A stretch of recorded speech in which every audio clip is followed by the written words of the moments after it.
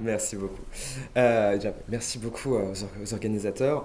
Et je précise juste qu'au moment de la communication, il va y avoir une expression très laide. Je vais parler de jeu play un moment, juste pour être sûr qu'il n'y ait pas de confusion entre jeu, entre différents sens de jeu. Donc ce sera très moche, mais pour la compréhension générale, je crois que c'est malheureusement nécessaire à un moment. Mais du coup, ma volonté de discuter la relation entre ces deux figures que sont le joueur et le musicien vient à la fois d'une apparence sensible et d'une communauté de vocabulaire, puisque les deux partagent la notion de jeu. L'enjeu philosophique, du coup, ça va être de savoir si nous pouvons passer d'une parenté qui a les apparences pour elle à une véritable articulation qui puisse éclairer ce que sont ces deux pratiques. Et dans cette entreprise, je compte au moins deux prédécesseurs, Laurent Muller et Mathieu Triclot. Lors d'une conférence à Rennes, le premier a comparé la pratique du speedrun de Dark Souls à de l'improvisation jazz au piano. Et lors d'une conférence à Genève, le second a présenté l'interaction clavier-souris au cours d'une session de jeu comme comparable à la relation existant entre basse continue et mélodie. Ces exemples ont bien entendu un statut extrêmement différent, mais ils témoignent à des degrés divers d'un même mouvement théorique. L'emprunt d'un vocabulaire musical, à titre de concept chez Müller et à titre plutôt de métaphore chez Triclot, cet emprunt donc se justifie par la recherche d'un vocabulaire adéquat pour penser la qualité gestuelle et ludique des jeux vidéo. Et c'est donc la pertinence du modèle musical pour penser la pratique vidéoludique que je voudrais interroger avec vous aujourd'hui. Ce qui revient à décider entre trois options. Le rapprochement des jeux vidéo avec la musique est-il une simple image heuristique, mais donc à la portée limitée? Traduit-il au contraire une véritable parenté corporelle et ludique entre les deux pratiques? Ou bien est-ce que c'est au contraire un obstacle épistémologique qui amène à confondre des choses qu'il faudrait au contraire différencier? Pour choisir sereinement entre ces trois options, il faut préciser un peu cette apparence de proximité que je notais pour commencer. Les jeux vidéo et la musique mettent en relation par un jeu, un sujet et une œuvre, au moyen de ce qui semble être dans les deux cas un instrument. Tout le problème est alors de savoir si jeu est ici entendu en un sens suffisamment proche pour qu'un rapprochement se justifie et soit fécond philosophiquement. Avec un tour interrogatif, le problème général que je pose est alors le suivant. À quel jeu play joue-t-on lorsque l'on joue de la musique et lorsque l'on joue aux jeux vidéo?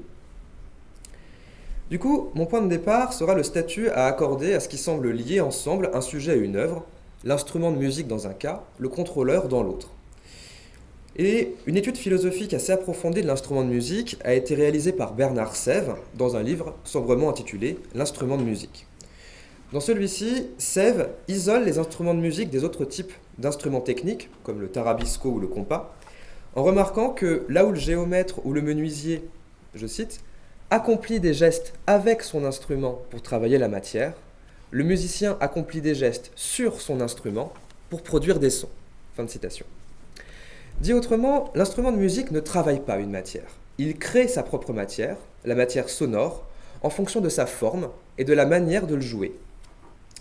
Et cette nécessaire interdépendance de la forme et du son va alors amener Sève, dans la continuité des travaux de Claude Cadoz, à soutenir qu'un instrument de musique, et par là un geste instrumental, est nécessairement analogique. Ontologiquement alors, un synthétiseur, qui a la capacité de faire entendre n'importe quel son à partir d'un même geste de pression d'une touche, n'est pas un instrument, mais une simulation d'instrument. Petit exemple de ça.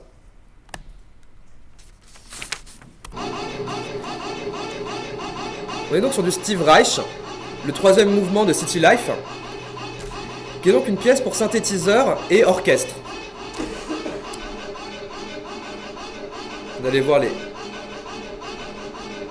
images arriver, du concert, où donc effectivement les samples sont envoyés directement au synthétiseur, je crois que c'est Reich qui joue d'ailleurs, et à côté vous allez avoir un orchestre qui va jouer, je crois qu'on voit la violoniste dans 5 secondes.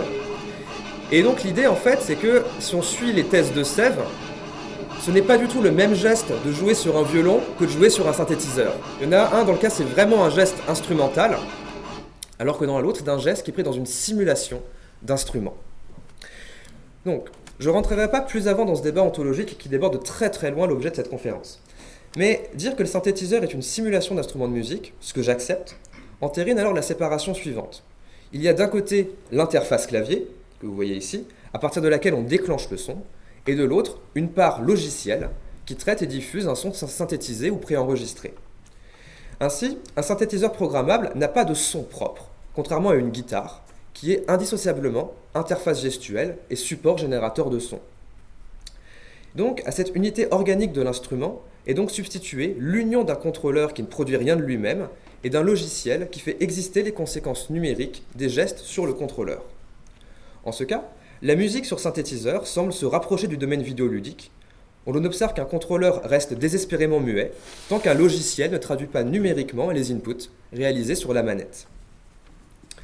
Cependant, cette similarité technique ne saurait masquer la très grande différence dans le rapport à l'œuvre. En effet, un synthétiseur peut être utilisé en dehors de tout rapport à une œuvre musicale. Éventuellement, une œuvre, comme le City Life de Steve Reich, peut lier au contrôleur des sons si incongrus et particuliers qu'ils ne seront jamais utilisés hors de la performance ou de la répétition de l'œuvre elle-même.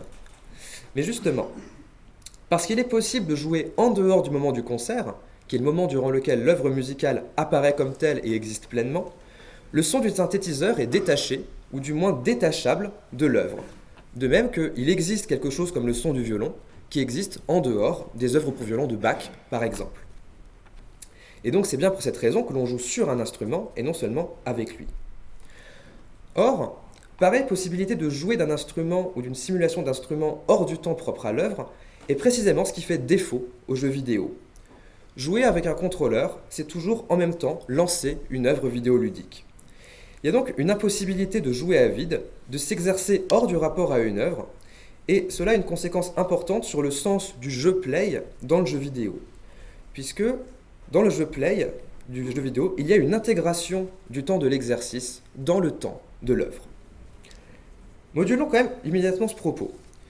Il n'est sans doute pas absolument impossible de jouer à vide, c'est-à-dire de mimer des mouvements sur la manette, bien qu'aucun jeu ne soit lancé.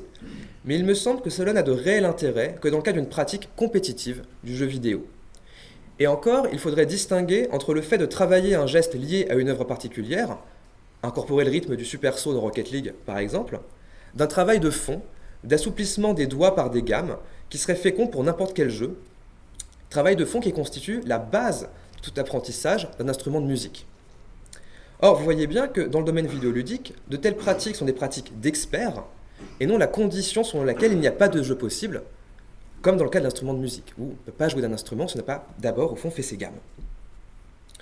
Ainsi, la confusion du temps de l'exercice et du temps de la performance est ce qui va définir le jeu ludique, en le séparant à la fois du jeu musical, quand cette performance est le déploiement esthétique d'une œuvre, et du jeu compétitif, quand cette performance est mesurée et intégrée à une histoire sportive.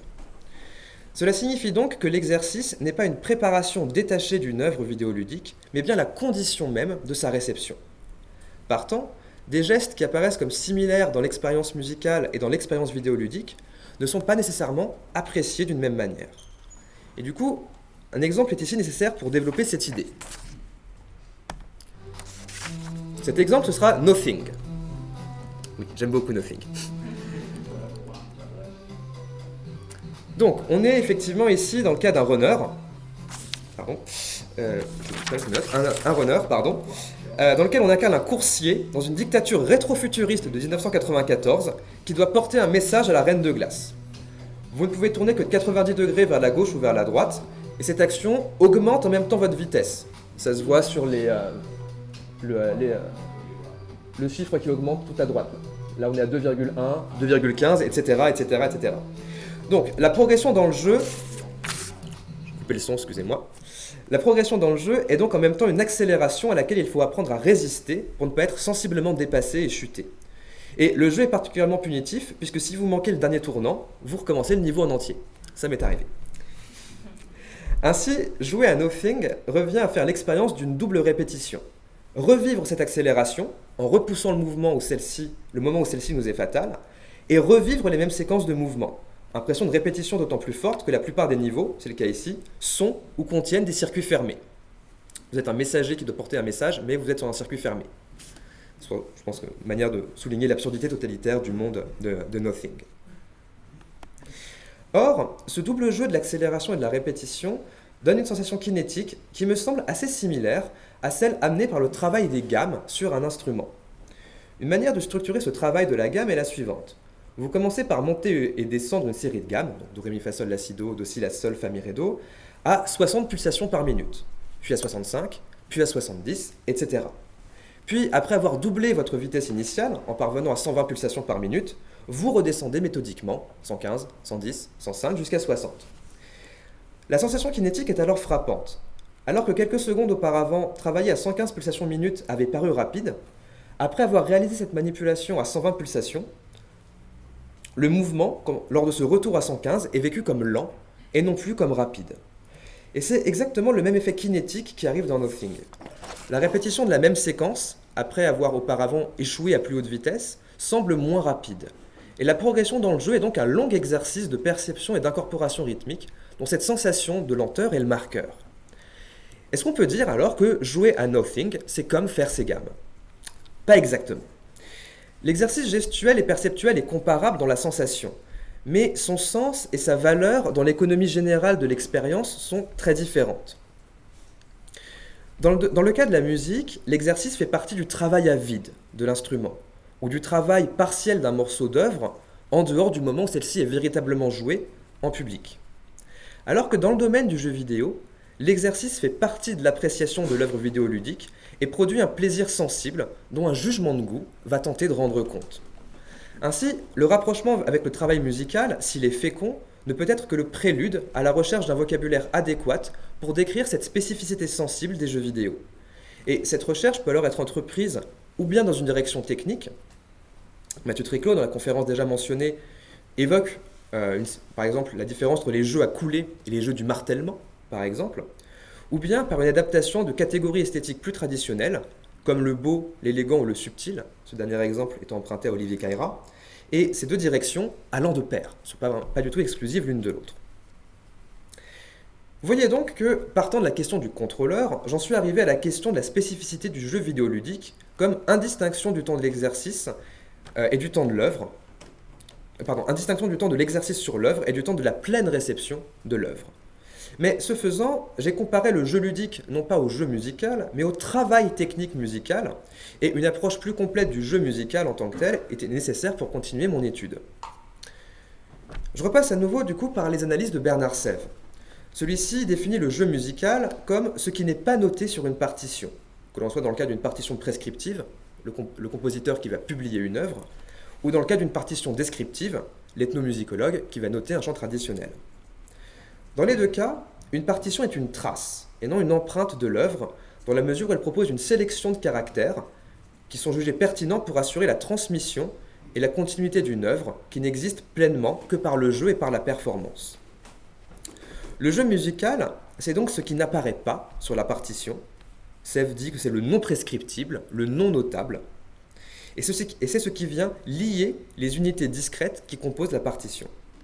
Et cette liaison peut également être caractérisée comme une interprétation, au sens où le musicien remplit ce vide par un ensemble de choix plus ou moins conscients qui font varier les paramètres esthétiques de cette liaison entre les notes, afin qu'elle soit appréciée esthétiquement par un public. Or, cette dimension interprétative du jeu play est absente des jeux au sens de game dits musicaux ou jeux de rythme, que la musicologue Fanny Robillard appelle fort justement des jeux partitions.